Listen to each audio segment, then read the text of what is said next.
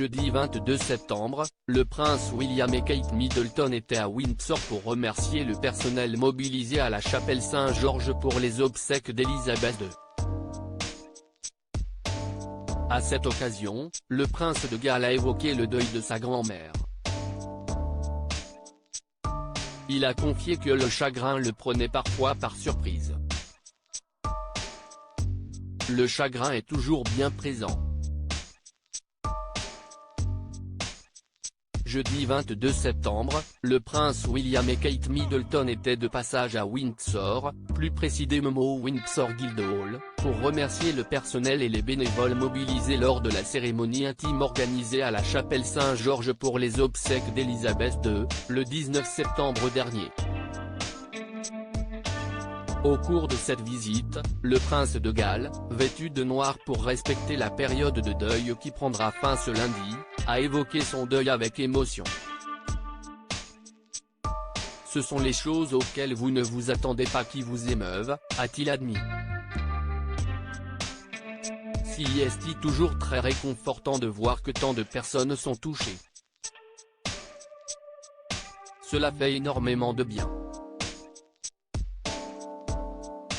Sincère, le prince William a admis avoir été très retourné en voyant les peluches de l'ours Paddington déposées parmi les fleurs suite à l'annonce du décès de sa grand-mère. Il y a des moments qui vous prennent par surprise. Vous êtes préparé à tout, mais certains moments vous surprennent, a poursuivi l'époux de Kate Middleton. Véritable icône britannique, l'ours au manteau bleu et au chapeau rouge est devenu le symbole de l'hommage à la reine Élisabeth II. Au château de Balmoral, dernière résidence de la souveraine, au palais de Buckingham, au parc Royal Green Park et au château de Windsor, des centaines de peluches en son effigie ont été déposées parmi les fleurs, notamment par les enfants. En parallèle, de nombreux dessins représentant la reine main dans la main avec l'ours brun ont été partagés sur les réseaux sociaux, et la BBC a diffusé les deux films Paddington le week-end des funérailles.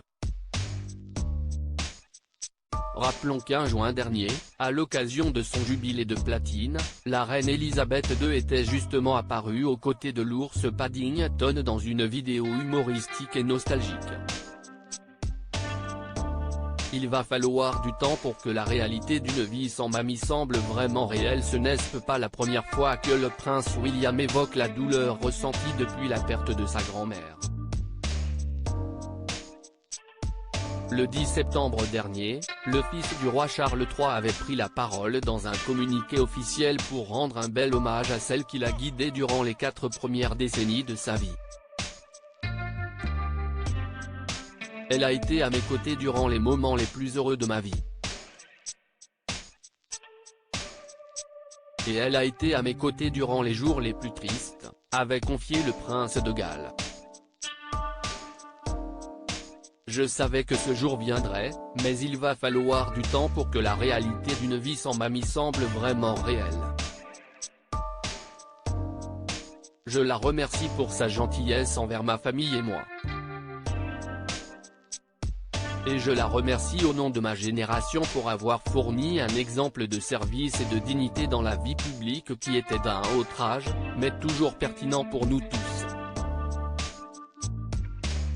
Ma grand-mère disait que le chagrin est le prix à payer pour l'amour, avait-il poursuivi.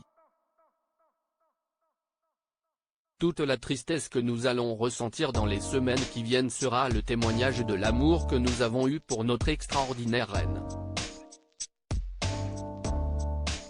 J'honorerai sa mémoire en soutenant mon père, le roi, de toutes les manières possibles, avait-il conclu.